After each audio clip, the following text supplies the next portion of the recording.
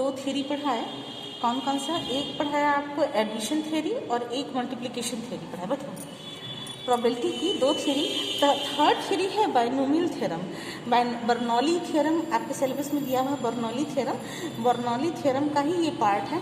दो इवेंट हैं, एक है पी, यानी कि किसी जब भी कोई घटना घटती है तो हम उसको बोलते हैं पी, यानी कि सक्सेस जो है हमारा पी है।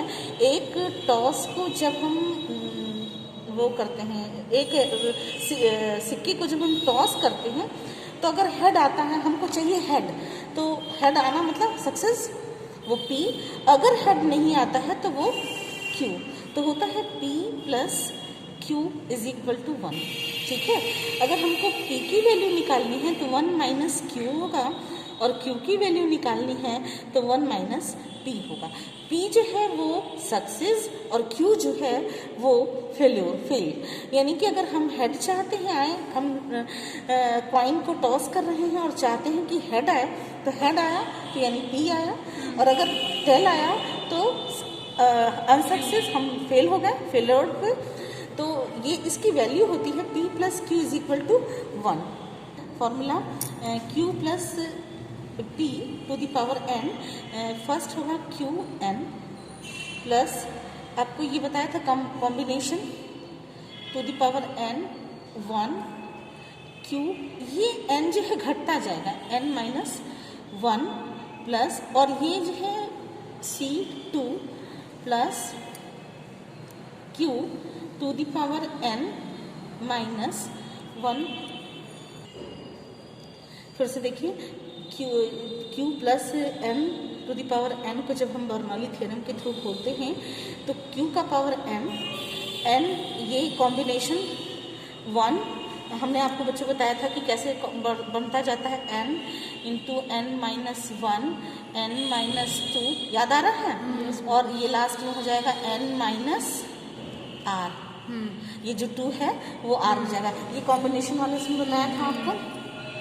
तो ये एन C1 पहले 1 2 3, यहाँ पे 3 होगा, ये 3 होगा, 1 2 3, और फिर लास्ट में ये जो है जब हम ऐसे कर देते हैं डैश डैश, यानी कि NCR क्यू क्या है?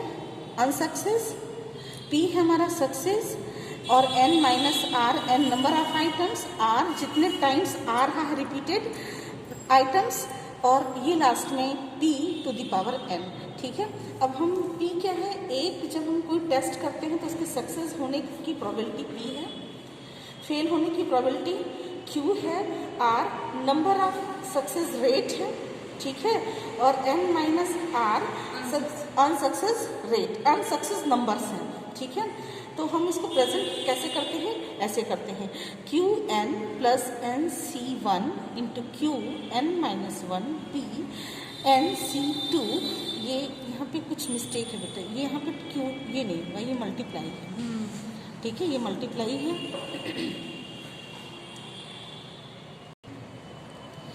जो क्यू है वो सक्सेस रेट है, ठीक है, की प्रोबेबिलिटी है। वो एक 0 है तो 0 होगा, तो यहाँ पर हम जब 0 होगा तो हम प्रोबेबिलिटी क्या ऐसे निकालते थे, तो 0 प्रोबेबिलिटी होगी। तो जब भी जहाँ भी p की वैल्यू आएगी न्यूमेरिकल में, जहाँ भी p आएगा वहाँ पे 0 हो जाएगा। तो देखो इस वाले को छोड़ करके बाकी सब में p है, तो सब 0 हो जाएगा, तो आंसर केवल क्या होगा? Q N. ठीक है, अगर हमारा ये p सक्सेस 1 है प्रोबेबिलिटी, तो क्या हो जाएगा?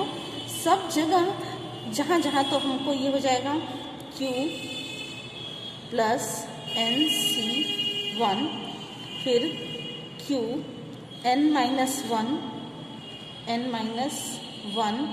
फिर P, जहाँ जहाँ P होगा, ये P हो चाहे ये P हो, जहाँ जहाँ P होगा वहाँ केवल P होगा, क्योंकि हम लोगों ने पावर रखा, जहाँ जहाँ पर P था उसके पावर को रखा, तो एक ही आएगा ना। यहाँ भी P रखेंगे तो 1 आएगा, यहाँ भी P रखेंगे तो 1 आएगा, P इंटू P, 1 इंटू 1 वही 1 ही आएगा, तो P ही आया, इसका मतलब ये सब 1 1 हो गया, तो ये वाला P केवल आया। या हम इस तरीके से रखें कि जहाँ पर भी आएगा 1, P की वैल्यू 1 आएगी, वहाँ पर हम 1 ही आएगा, P ही आएगा। ठीक है, इस तरीके से जब हम 2 रखते हैं इस वैल्यू, इसमें हम 2 रखते हैं, वैल्यू पुट करते हैं। लास्ट एटलीस्ट वो कहा क्या रहा है कि फॉर्मूला आपका जो बन जाता है वो बन जाए, देखिए बेटा फॉर्मूला बन जाएगा लास्ट में हमारा n, यानी कि ये P2 अगर हम रखते हैं, P2 आपने अगर रखा वैल्यू, जैसे R is equal to 0 1 2 3 4 nth term तक ले जाते हैं, तो अगर हम लास्ट में P मानते हैं कि 2 सक्सेस की प्रोबेबिलिटी क्या है, तो फॉर्मूला हमारा है क्या हो जाएगा, NC2 Q n माइनस 2 नहीं P स्क्वायर होगा, स्क्वायर होगा। ठीक है, ये क्लियर हुआ। एक न्यूमेरिकल ये फॉर्मूला है, ये बर्नौली का थ्योरम है बेटा, ये सब समझाया था ना आपको। इवेलुएट, हाँ क्या है, इवेलुएट द नहीं बस इवेलुएट 5C3। तो फॉर्मूला हम लोग क्या क्या था, कॉम्बिनेशन का फॉर्मूला होता है NCR इज इक्वल टू, याद रखिएगा बच्चों ये फॉर्मूला आपको पहले भी बता चुकी हूँ, n फैक्टोरियल, फिर इसके बाद r फैक्टोरियल, फिर n माइनस r फैक्टोरियल, ये बताया है आपको पहले भी। ठीक है, तो ये हो गया 5C3 निकालना है अगर आपको, तो 5 फैक्टोरियल, 3 फैक्टोरियल, फिर 5 माइनस 3 फैक्टोरियल, ये होगा 5 का मतलब हुआ 5 into 4 into 3 into 2 into 1 divided by 3 into 2 into, ये इसमें से इसको घटाइएगा तो इंटू 2 इंटू 1, ये 1। देखिए 3 है, ये 3 फैक्टोरियल है। 3 को जब आप खोलेंगे तो 3 इंटू 2 हुआ, और इसमें से इसको लेस किया, 5 में से 3 को लेस किया तो 2 फैक्टोरियल आया, तो 2 इंटू 1। तो ऊपर से ये कटा, ये कटा, ये कटा, फिर ये कटा, ये कटा, और ये जो हो गया 2।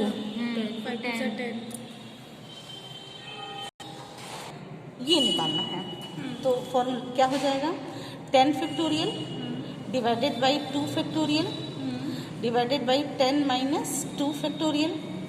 इसको सॉल्व कर लीजिए, 10 फैक्टोरियल डिवाइडेड बाई 2 फैक्टोरियल, इसको इसमें से घटा दिए तो इंटू 8 फैक्टोरियल। ठीक है, ये क्लियर है। अभी स्टार्ट इस तरीके से करेंगे कि ये 10 इंटू 9 इंटू 8 फैक्टोरियल कर दीजिए, यही होगा ना।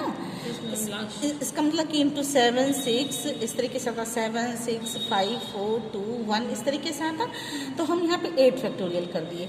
और नीचे क्या था बच्चों, 2 फैक्टोरियल एंड 8 फैक्टोरियल, ये दिया हुआ कि ये 8 फैक्टोरियल इस 8 फैक्टोरियल से कट गया, और ये कट गया इससे 5 हो गया, तो ये हुआ 18। अरे सॉरी 9 में 5 को मल्टीप्लाई कीजिएगा तो कितना आया, 45 आया। सॉरी काट दे दी 45, इसको हम 2 का ध्यान आता है। ठीक है, 45 आंसर समझ में आया आपको? एक आध और करके दिखा दूं? नहीं मैम समझ एक 8C 8 होगा तो क्या हो जाएगा, ये होगा 8, इसकी वैल्यू जो होगी वो 1 आती है। कैसे 1 आएगी, 8 factorial divided by 8 factorial divided by 8 minus 8 factorial, यही होगा ना। तो आप क्या करते हैं कि ये जब इसकी वैल्यू जब हम कैलकुलेट करते हैं तो 1 आएगा। हाँ, कैसे? क्योंकि मैम ये तो 0 हो गया। नहीं, ये 0 होगा ना। हाँ, वो 0 हो गया और ये इससे मतलब वो क्रॉस हो गया। हाँ, तो उसकी वैल्यू 1 आएगा। ये याद रखिएगा कि जब कॉम्बिनेशन, अच्छा पी को भी देख लीजिए, याद आ रहा होगा हमने आपको परम्यूटेशन भी पढ़ाया था, ये तो कॉम्बिनेशन है।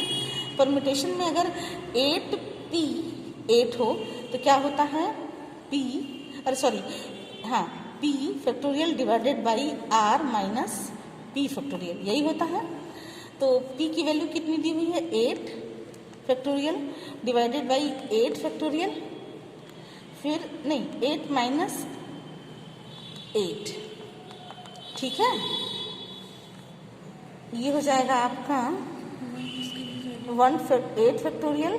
तो फैक्टोरियल से फैक्टोरियल कट रहा है यहाँ पर, और वैल्यू कितनी आएगी, केवल 8 आएगी। क्योंकि ये 1 हो जाएगा, 8 - 8 1 हो जाएगा, और ये फैक्टोरियल से फैक्टोरियल तो केवल 8 आएगी वैल्यू। बिगिनिंग समझ में आया ये बच्चा? ये समझना बहुत जरूरी है। जब तक ये समझ में नहीं आएगा तब तक काम नहीं चलेगा आपका, क्योंकि अब जो न्यूमेरिकल्स करने हैं आपको इसी के बिहाफ पे मतलब करना है। मैम ये भी ध्यान देना है कि फैक्टोरियल 8 फैक्टोरियल बचेगा, तो 8 फैक्टोरियल का आपको मल्टीप्लाई करना होगा। 8 × 7 × 6 × 5 × 4 × 3 × 2 करना पड़ेगा। ठीक है, इतना पूरा मल्टीप्लाई करके आपको आंसर दिखाना पड़ेगा एग्जामिनर को, अगर पूछता है एग्जामिनर आपसे तो। देखिए कुछ क्वेश्चन ऐसे दिए हुए हैं कि मैंगो वर्ड में कुल कितने कॉम्बिनेशन, एक परम्यूटेशन और एक कॉम्बिनेशन, कितने कॉम्बिनेशन बन सकते हैं। तो एक समय में सभी अक्षरों को अगर हम लेते हैं तो मैंगो वर्ड में कितने वर्ड हैं? 1 2 3 4 5 वर्ड्स हैं। 5 वर्ड्स का तो 5 × 5 हो जाएगा, तो 1, यानी कि इस तरीके से देखिए, इस न्यूमेरिकल को करके दिखाऊं, इस तरीके का ही न्यूमेरिकल पूछा जाएगा एग्जाम में बेटा। मैंगो वर्ड में सभी अक्षरों के कितने कॉम्बिनेशन बन सकते हैं या कितने परम्यूटेशन बन सकते हैं। तो पहले परम्यूटेशन कितने बन सकते हैं ये दिखा रहा है। ठीक है, तो जब परम्यूटेशन कितने बन सकते हैं कॉम्बिनेशन, तो 5 वर्ड्स हैं इसमें।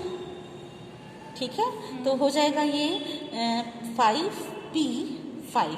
ठीक है, ये पूछता कि मैंगो वर्ड में n कितने टाइम्स बन सकता है, तो क्या हो जाता है हमारा n कहाँ पे है? 1 2 3, तो 5P3। लेकिन कह रहा है कि 5 के कितने वर्ड्स बन सकते हैं, तो देखिए 5 के कितने वर्ड्स बन सकते हैं। 5 फैक्टोरियल डिवाइडेड बाई 5 - 5 फैक्टोरियल, तो कितना हो गया? केवल 5 फैक्टोरियल, तो क्या हो जाएगा? 5 × 4 × 3 × 2 × 1। ठीक है, ये समझ में आया? तो क्या हो जाएगा? 5 4 × 20 60 120। इट मीन्स कि मैंगो वर्ड्स के 120 शब्द बन सकते हैं। मैंने तो बच्चा ये फॉर्मूला बेटा, इसी का अगर कॉम्बिनेशन निकालना है तो ऐसे लिखा, क्वेश्चन तब बदल जाएगा। क्वेश्चन में आएगा कि मैंगो वर्ड को कितने तरीके से कितने कॉम्बिनेशन इसके बनाए जा सकते हैं, जिससे कि उसको कैसे प्रेजेंट किया जाए। तो देखो कितने कॉम्बिनेशन बनाए जा सकते हैं। P5 केवल 5 कॉम्बिनेशन बनाए जा सकते हैं। हम लोगों का हो जाएगा ये 5C5। तो अभी क्या वैल्यू बताया था? 5C5 की वैल्यू कितनी आएगी? 5 ही आएगी ना? 5 आएगी कि 1 आएगी? 1 आएगी। 1 आएगी, हाँ 1 आएगी, करके दिखा। 1 आएगी, 1 आएगी। देखो 5 - 5 × 5, तो ये यहाँ से कैंसिल हो गया, और ये ऑलरेडी हमारा 1 है। 5 में से 5 कटा देंगे तो 0 हो जाएगा, तो 1/0 = 1 आया। ठीक है, क्लियर है ना? ये कहना, सिर्फ बताना ये चाह रहे हैं कि कॉम्बिनेशन अगर लेना है, इसके कितने कॉम्बिनेशन बना सकते हैं, तो केवल एक ही कॉम्बिनेशन मैंगो बना सकते हैं। लेकिन अगर प्रमोट करते हैं कितने तरीके की कॉम्बिनेशन, कितने तरीके से इसको प्रेजेंट किया जा सकता है, इस मैंगो के कितने कॉम्बिनेशन ले सकते हैं, तो एक कॉम्बिनेशन ले सकते हैं।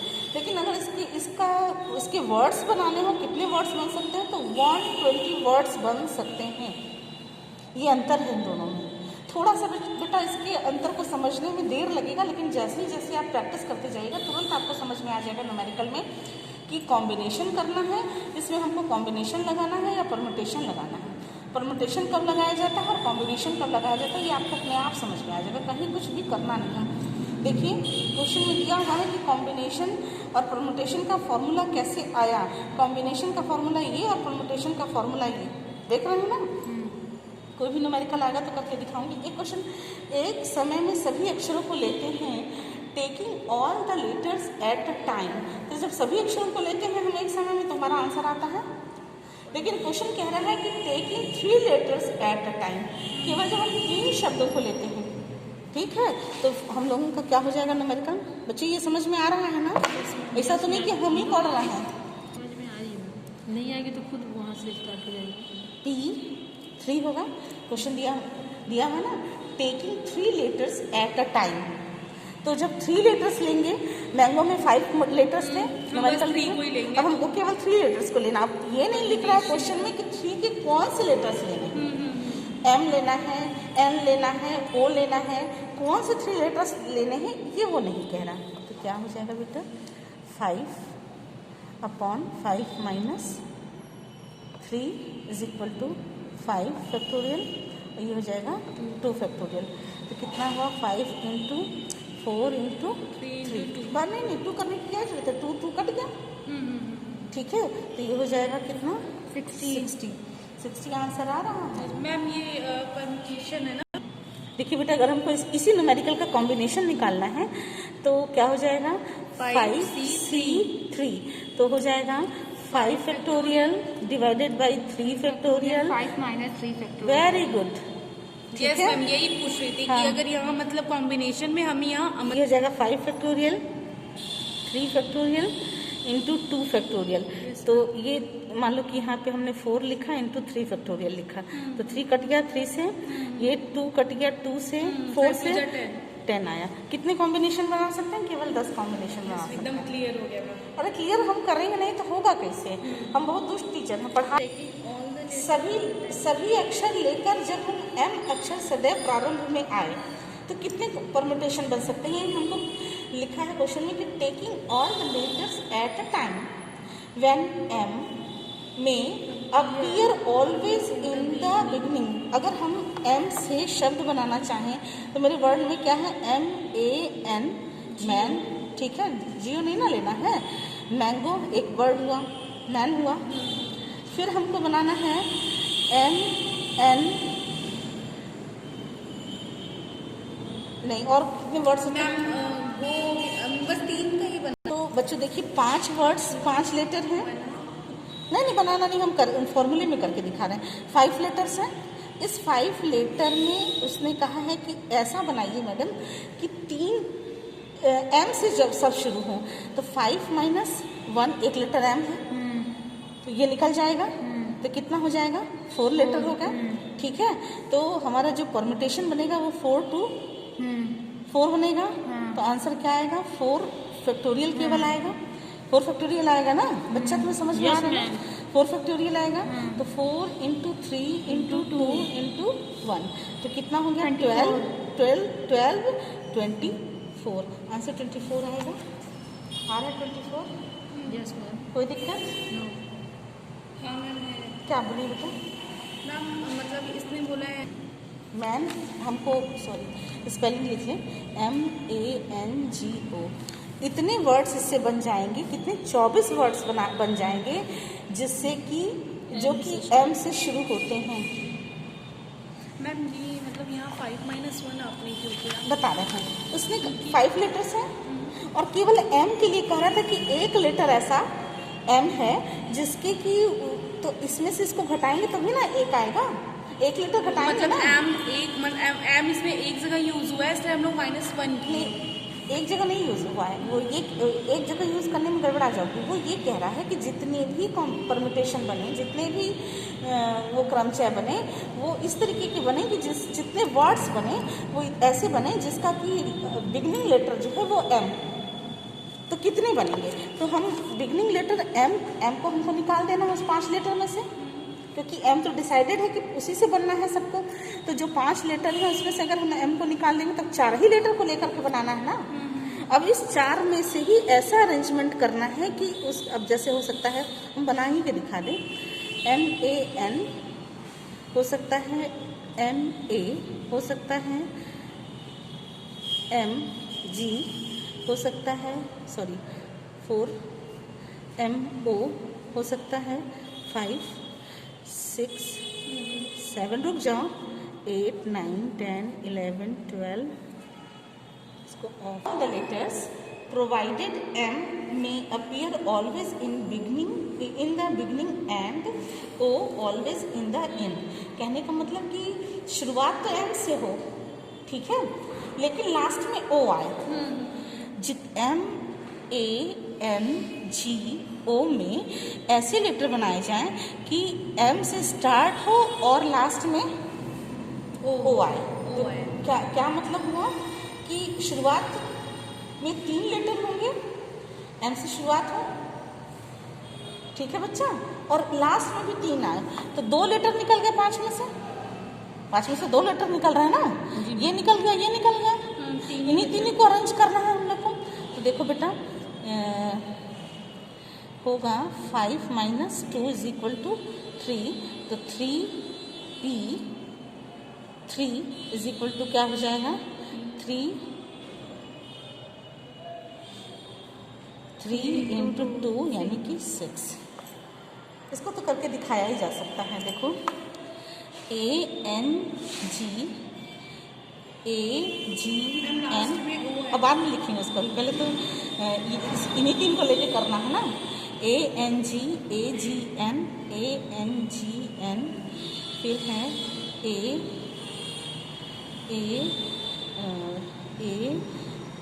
ANG, नहीं हो चुका, ये हो चुका, ANG हो गया, AGN हो गया, AN, ये तो GNA मैम, GNA GN क्या बेटा, हाँ मैम, हाँ इसके आगे हम लगाते जाएंगे ना, ये आगे, ये आगे, ये आगे, ये आगे, ये आगे, ये आगे, यही ना कह रहा क्वेश्चन में। तो पहले हम इन तीनों को तो कर लें। एक बार ANG लिया, एक बार AGN लिया, हाँ यहाँ पे गड़बड़ा गया। यही बोलना चाहते थे। हाँ तो बोलना चाहिए था ना बेटा, ठीक है। फिर और अभी और दो और बनेंगे, दो और कौन कौन से बनेंगे, NAG और GNA, ठीक है। देखिए कोई और कॉम्बिनेशन बन सकता है, 6 बन गए।